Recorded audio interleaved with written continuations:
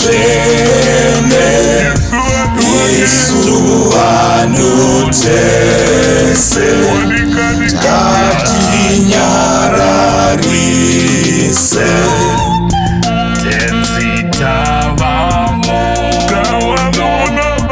mumba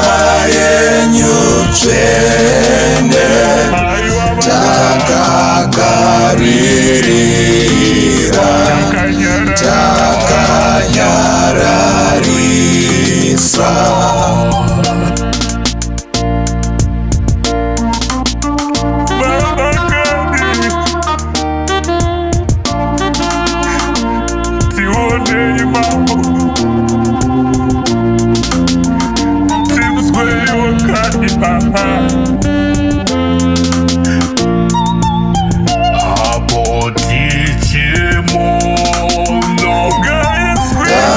Gaizwiwe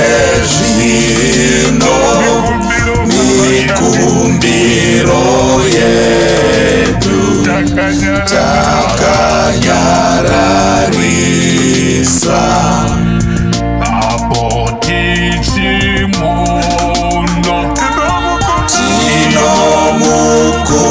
tinomukumbira tikadzirirenyi kunzwa izwi renyu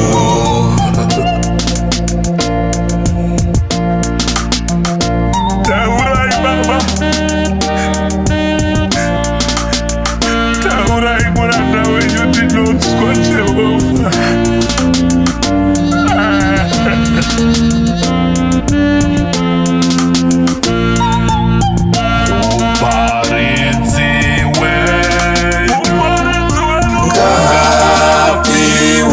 zvino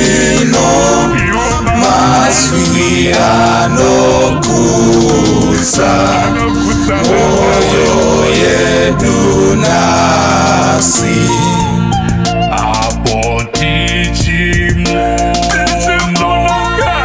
tikomborerenyi tifarisireni tikwadzanisenyi